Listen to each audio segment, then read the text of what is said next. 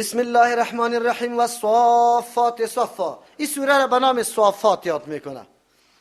صافات به خاطر میگه اول کلمهش در اینجا کلمه صافات است. صافات کدام مردم است که صف زده است بیانش میکنیم. این سورت هم سورت مکی است. در سورت مکی بحث از عقیده میشه. خلاص 56م سورت است که قبل از سوره لقمان و بعد از سوره انعام نازل شده. ارتباط این سورت قطعی ما قبل در سوره یاسین نفی شفاعت بزور شد. کسی بزور شفاعت نمیتونه. نازدانه پیش الله کسی نیست که بزور سری الله هر چیز بقبولانه. کسی را الله طور نکده قطعی یک حسی از ملکیت و پادشاهی خود بر یزود داده باشه. در اینجا الله تبارک و تعالی دلیلش بر ما، علتش بر ما بیان میکنه که چرا اینطور موقف یا اینطور ملکیت و پادشاهی را به دیگه کسا نداده. در اول الله تبارک و تعالی قسم یاد میکنه به ملائک. انسان آگاه میکنه ای انسان بندگی میکنی یا نمیکنی؟ این مربوط خودیت است. الله هیچ نیازی نداره. اگر بکنی در پادشاهی الله چیزی را اضافه نمیتونی و اگر نکنی هیچ نقصانی در پادشاهی الله آورده نمیتونی. الله اینطور بندگانی داره که به فرمان الله موظف استاده است. هر فرمانی که الله میده امور رقم اجرا میشه.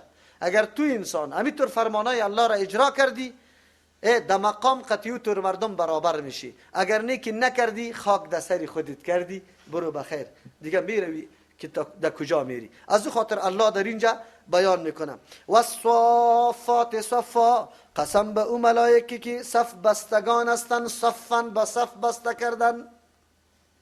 الله ملائک قسم یاد میکنه خود کدام عملش خوشی الله هست و کدام عمل خیلی قدر داره. صف بسته کننده هستند، به صف بسته کردن در عبادت خود، انجام وظیفه خود مکمل مطابق فرمان الله صف بسته کرده. از او خاطر الله مجاهدینی که در سنگر صف بسته میکنه یکی صف نمیشکنه، یکی دیگر همینطور چی کرده؟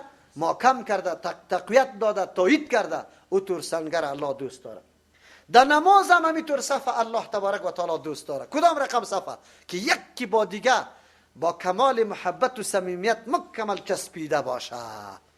مطابق حدیث بخاری صحابه همینطور بود. پیغمبر علیه السلام میگه شما فرجه را در صف، خالیگاه را در صف نگذاری که شیطان به مثل بزغاله واری در بینتان رخنه میکنه. پیغمبر علیه السلام در مورد صف آنقدر وعید گفته که شما مختلف استاد نشوی که الله در قلبیتان چی میاندازه؟ اختلاف. ولی در کل مساجد افغانستان دیده که امی عملی شده باشه؟ در خلاصه خواندن که کسی در نماز استاد میشه 4 انگشت فاصلهش باشه. در کدام حدیث است؟ شما خب الله را بگویی را با کدام دلیل میگه؟ با کدام سند میگه؟ او وقتی که 4 انگشت فاصله پایایت باشه، اگر شانایت بچسبه پایایت نمی چسبه، در صف خالیگاه پیدا میشه. از همون خاطر صف که بسته میشه وقتی بسته میشه که برابر شانه ها پایا گذاشته شود، حالت طبیعی که زور و گرنگیت سر یک جانب نباشه، بالکل سری پای باشه. او هر کس که برابر شانه پایا بمانه، نفر دیگه که قطعش استاد شو هم شانش میچسبه هم پایش میچسبه. اگر هر کس خب معاینه میکنه، یک روز در مسجد ما در کمپنی بیاید انشاءالله، خب عملا ببینه که صف بسته کردن چطور است. البته نه شفت گرفتنی پای است و نه چاک گرفتنی پای، ایام درست نیست. که یک نفر در پالویت است، تو پای نزدیک میکنی و دور کدر رویسته، تو یک قدر چاک میشی. نه، این مسئولیت تو نیست. مسئولیت تو فقط برابر استادت شدن خودیت است. اگر او جناب مسلمانی واقعی بود، صمیمیت قطعی داشت، کینه نداشت، نفاق نمیکرد، از حدیث پیغمبر نفرت نمیکرد، پای خود قطعی پای تو بچسبان که صف منظم شود. کانهم بنیان مرصوص. بنیان مرصوص تو نمونه میگه که خشت با خشت بافت خورده باشه. اونو در صف میگه کل عمر در مسجد ها بگرده، این سنت رسول الله عملی نشد. خب کاش که مرقات شرح مشکات شریف است از علمای حنفی است که در مورد صف او چی بیان داره و چی میگه. خب عمل در اینجا هیچ چیز دیده نمیشه. کل عمر الله تبارک و تعالی ملائکه خوش داره و سری صف بودنش الله قسم یاد میکنه. فالزاجرات زجرن. قسم به او ملائکی که رانندگان هستند، زجرن براندن، شیطانا را میرانه. دشمنا را میرانه. فالتالیات ذکرن، قسم به او ملائکی که خوانندگان هستند ذکرن، یاد الله را به طریق دوام میکنه. این سه قسم ملائک الله تبارک و تعالی قسم یاد میکنه، وظایفش هم جواب قسم. دیگه اقوال اصلا مفسرین ذکر کرده، زیاد نمیکنیم. ان الهکم لواحد، این قسم ها صرف به خاطر امی گپ خورده میشد که یقینا معبود شما، قابل بندگی و پرستش شما، لواحد یکی است، احد دیگر قطع شریک نیست، یک الله است. کدام است؟ نشان خوب بده. امو ذاتی است که دلیل داره. رب السماوات، مالک آسمان هاست، اختیاردار آسمان هاست، مصلح آسمان هاست، تدبیر کننده آسمان هاست، پیدا کننده آسمان هاست. کلمه رب کلی معانی را داره. والارض، از زمین است، و ما بینهما، آن چیزی که در بین زمین و آسمان است. کدام مخلوق، کدام سیارات، کدام چیزا که به موت و تعالی را کشف نشده. و رب المشارق، و رب کل مشرق است. مراد از مشارق مغارب هم قطعش است. کل اطراف جهان در اختیار الله است. خود چون که نمونه قدرت الله را آدم اول میبینه که آفتاب از اونجا طلوع میکنه میبرایه. انا زینا السماء الدنیا، ماستیم که زیبا ساختیم، مزین کردیم از سماء الدنیا، فضای دنیا را، فضایی که به شما نزدیک است، نیلگون براتان معلوم میشه. بزینت الکواکب، به زیبایی الکواکب، ستاره ها. الله در این فضا ستاره ها را پیدا کرده. اگرچه در نظر ما خرد پنجرخه معلوم میشه، خبر نداری که یا بسیار بزرگ هستند یا بری خود علیحده سیاره هستند، حرکت دارن، وظیفه دارن. چی وظیفه؟ و حفظا من کل شیطان، و ایره آفریدیم امی ستاره ها را ذریعه حفاظت، من کل شیطان مارد، از هر شیطانی سرکش که بالا میره و میخواه که بعضی گپاره که ملائک یکی به دیگه میگویه امو گپاره بشنوه. در او زمان بود میرفتن اینمی جنیات یکی بالای دیگه سوار میشن، الله ای توانه برشان داده. بالا میرفتن، الله که حکم فیصله میکنه از یک امره، به ملائک امر میکنه، ملائک یکی دیگه خدا آسمان با آسمان خبر کرده، رئیس تا که در آسمان دنیا او خبر میرسه. از اینمی خبر امی جنیات بعضی از خبر دزدی میکرد میآمد. اینجا به کاهنا امو خبر میگفت، کاهن به مردم میگفت، گپ راست برآمد نیمی گپ. یک دم عقیده مردم سری کی پیدا میشد؟ سری کاهن. خب بعد از نبوت پیغمبر علیه السلام این معامله اگرچه به دزدی بالا میشن، خب لیکن الله تبارک و تعالی اینمی ستاره ها را وظیفه داده که هرگاه شیطان بالا میایه قطع مو ستاره چی میشه؟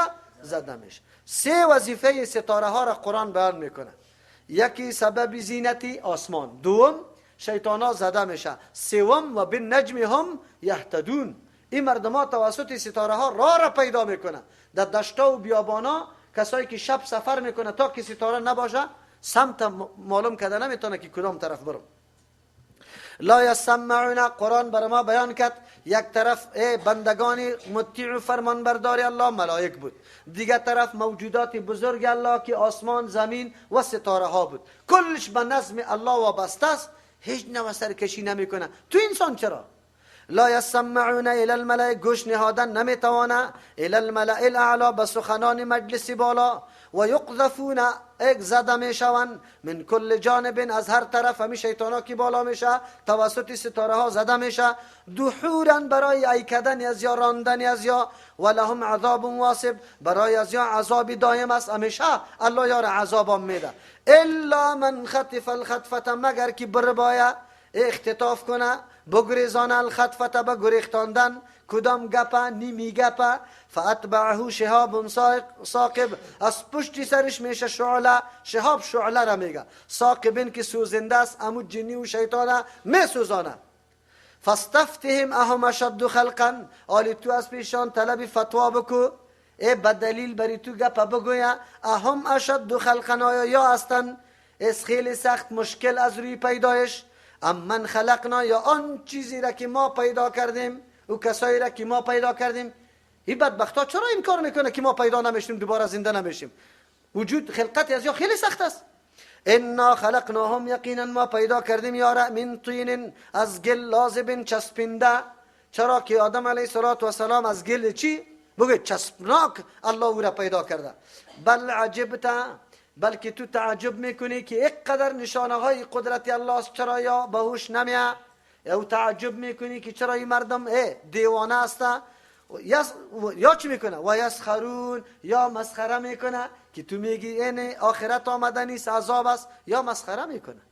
تو تعجب میکنی که چرا رقم مردمی به غافل و بدبخت هستن، او یا مسخره میکنه. و اذا ذکروا، وقتی که نصیحت داده میشه برشان، لا یذکرون، یا نصیحت نمیگیرن، در یادشان نمیاد دلایل توحید الله تبارک و تعالی، نمیگیرن این دلایل. خب براتان واضح شود که پیغمبر با کدام مردم مواجه بود. وقتی دعوت میداد پیغمبر، مردم ریشخند میزد، مردم مسخره میکرد. این طور سختی که سری تو آمد، اونجا باز بگو که ما تابعدار پیغمبر علیه السلام هستیم. چطور سر ما تو چی سختی آمده؟ گپی ما تو را یقینا تالی را کسی به مسخره نگرفته، خاص پیغمبر را گرفته بود. و اذا رأوا آیت یستسخرون، وقتی که ببینه معجزه را باز مسخره میکنه، یا ببینه دلیل توحید برشان گفته میشوه، یا بازم مسخره میکنه. و قالو، میگویه این هذا نیست الا سحر مبین، نیست مگر سحر آشکاراست. این سحر است، نعوذ بالله. چرا؟ تاثیرش میبینه. باز میگه اذا متنا، وقتی که ما بمریم، و کننا ترابا، شویم خاک، و عظاما استخوان، اینا لمبعوثون، آیا ما باز زنده کرده میشویم؟ باز زنده میشیم. او آباؤنا الاولون، یا پدرای سابقای ما. قل، بگو پیغمبر علیه السلام، نعم بله، و انتم داخرون، شما خیلی ذلیل میباشه در اونجا. چرا که مطابق فرمان الله در اونجا در دنیا حرکت نکرده. فانما هی، یقینا امی قیامت، زجرتون، یک آواز هیبتناک است، واحدتون، یک آواز. فاذا هم ینظرون، ناگهانی مردم ها میبینه هر طرف، وحشت زده میباشه از قبرها خسته. و قالو، میگوین یا ویلنا، افسوس و هلاکت ما، هذا یوم الدین، این روزی جزا پاداش دادن است، ما خو چیز نکردیم. هذا یوم الفصل، این روزی فیصله است. الذی، هم روزی که کنتم، شما بودی، بی به او روز تکذبون، شما نسبت دروغ میکردی، میگفتی که نه فیصله حساب کتاب کی کشیده، اینجا در دنیا قدرت داریم، اونجا ما میتور هستیم. الله تبارک و تعالی میگه که نه، این گپ غلط است، نمیتونی که این گپ بگوی. سبحان ربك رب العزة عما يصفون، وسلام على المرسلين، والحمد لله رب العالمين.